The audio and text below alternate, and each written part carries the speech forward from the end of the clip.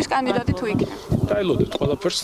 არის გადაწყვეტილება მიღებული დაელოდეთ ქართულ ყველაფერს, აქვს თავისი დრო და უახლოეს მომავალში ცნობილი იქნება ყველაფერი. კახა კალაძესთან მის სამომავლო გეგმებზე კითხვა მას შემდეგ გაჩნდა, რაც ქართულ ოცნებაში შიდა კლანურ დაპირისპირებაზე ინფორმაციამ საჯაროდ გამოჟორნა. კალაძე გადაჭრით ვერ ამბობს, მესამე ვადითაც მასზე გააკეთებს თუ არა პარტია არჩევანს. არადა ზუსტად ერთი თვის წინ თბილისის მერი დარწმუნებული იყო, რომ მერიას კიდევ 4 წლით ჩაიბარებდა. მერობას ვაპირებ და ვაპირებ რომ დაგამარცხო. პარალელურად ბიზნესის კეთება. დაჯგუფება ვინც ახართ, დაგამარცხებთ. ჩემი აზრით, ეს არის უალტერნატივო თბილისის მერის პოზიციაზე. რა მოხდა ამ ერთ თვეში? არსებული ინფორმაციით კალაძეს ივანიშვილის კარზე საქმე კარგად არ აქვს. სამართლებრივი პროცესი გაგრძელდება, როგორ ფიქრობთ, თქვენ წინააღმდეგ მაგალითად, იმიტომ რომ აი ეს კითხვები პოლიტიკურ სპექტრში განსაკუთრებით მას შემდეგ გაჩნდა, რაც რომეო მიქაუტაძე დაკავეს, კი იცით, რა ბრალდებითაც. აი elodებით რომ შემდეგი შესაძლოა მაგალითად თქვენ იყოთ. თავი დაანებეთ ამ ბინძურ კამპანიას, რომელშიც ჩართულია თქვენი კონკრეტული ტელევიზია. თავი დაანებეთ ამ სიბინძურეს და მიხედეთ საკუთარ თავს.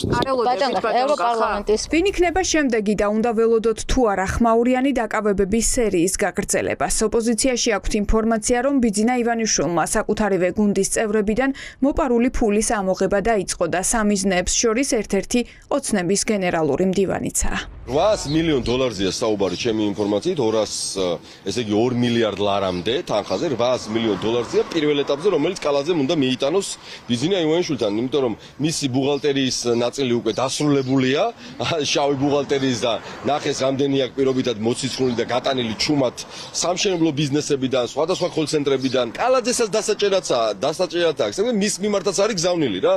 ძმა ფულს მოიტან და თუ არ მოიტან ამ 800 მილიონს, ან მიქაუტაძის გზას დაადგები, ან აკით რიჟვაძის გზას, რომელიც გადის რაზე, ან ციხეზე, ან სიკვდილზე, ან რაღაცა იარაღზე. და ამიტომ კალაძე ძალიან მძიმე რეალობა უდგას და მე ეჭვი მაქვს, რომ კახი ჩვენი დასაცავი გახდები. ოცნების ოპონენტების მტკიცებით კახა კალაძეს ახლა მოპარულ ფულს უთვლიან. სწორედ შავი ბუღალტერია ერთ-ერთი მთავარი მიზეზი, რის გამოც საკრებულოს თავმჯდომარე გიორგი ტყემალაძე კალაძეს ვიცე-მერად დაუნიშნეს. კალაძის ფუნქცია რომ მას ესმის, ასე ვთქვათ, ეს მერის შავი ბუღალერიაც ესმის, ეს კოეფიციენტებიც ესმის, გერგეც ესმის, მის ხელშია ყველა გადაწყვეტილება გავლილი, მანისის როდის რამდენი მიამატებინეს და დაამატებინეს და დააკლეს, კარგად ესმის ეს საკითხები და კარგად ბუღალტრულად ლარებში, დოლარებში დაუთვლის რამდენია კალაძეს სავარაუდოდ წაღებული. რითი შეიძლება იყოს გამოწვეული ამდენი პრობლემა დედაქალაქში, სასახად ეს არის კორუფცია. კალაძის მერია ივანიშვილის გახსნილი რეჟიმის პირობებშიც იყო გამორჩეულად კორუმპირებული უწყება, სწორედ ამიტომ არის ის უამრავი ჩავარდნა, ფაქტობრივად ყველა მიმართულებით ჩავარდნა, რაც კალაძეს უკავშირდება რა. საგულისხმოა ის ფაქტიც, რომ კახა კალაძემ თორნიკე რიჟვაძის სავარაუდო თვითმკვლელობის მცდელობაზე 4 დღიანი დუმილი დღეს დაარღვია და მხოლოდ რამდენიმე სიტყვით შემოიფარგლა მის მეგობარზე, რომელსაც ასევე სავარაუდოდ დიდ კორუფციულ სქემებს ედავებიან. კორუფციაზე ვინ ცდებდა ბრალს, მაგალითად ბარიგების მფარველობა.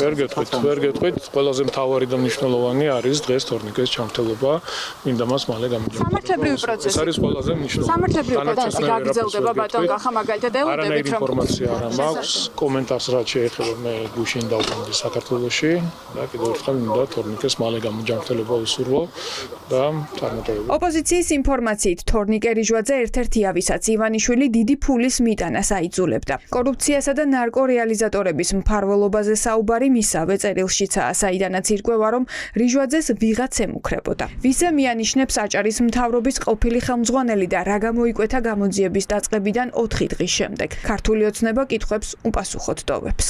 რა სახის გარჩევებზეა საუბარი, ვინაიდან მის წინააღმდეგ ოფიციალურად საქმე არ არის აღზრული, ესე მიწისქვეშეთში გაირჩეოდა მსგავსი საქმეები ბატონო. მე პასუხისმგებლობით შემიძლია გითხრათ, რომ არავის თორნიკე რიჟვაძის მიმართ არავითარი პრეტენზია არ აქვს. მე პირადად და ჩემს მეგობრებს პრეტენზიები, არავითარი პრეტენზიები არ გვაქვს თორნიკე რიჟვაძის მიმართ.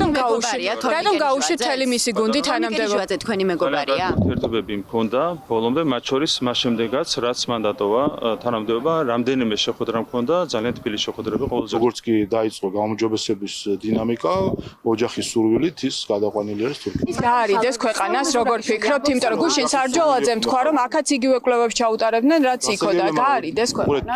ხა ოჯახი არის და ოჯახს აქვს სურვილი და რა თქმა უნდა მნიშვნელოვანი არის ამ დროს რომ ოჯახის გადმოსახედიდან როგორც ისინი ხედავენ მისი ოჯახის არის მკურნალობას ასეც ავიდეს, იმიტომ ეს ოჯახის პასუხისგებლობაც არის. რა ხდება ქართულ ოცნებაში? დეტალურ ინფორმაციას ფლობენ ამ გუნდის ყოფილი წევრები. ერთ დროს ივანიშვილის ნდობით აღჭურვილი პირები ამბობენ, რომ ოცნების დამფუძნებელი სანქციებისგან მიღებული ფინანსური ზარალის შევსებას ახლა მისივე თანაგუნდებისგან ცდილობს და მოპარულ ფულს უკან აბრუნებინებს. დგება უკვე მათი გაპარშვის დრო, მეორე ეტაპი, ხო და მოგეხსენებათ ესეთი გამოთქმა არსებობს ქართული რომ ქურდის ქურდი ცხონდაო, ხო?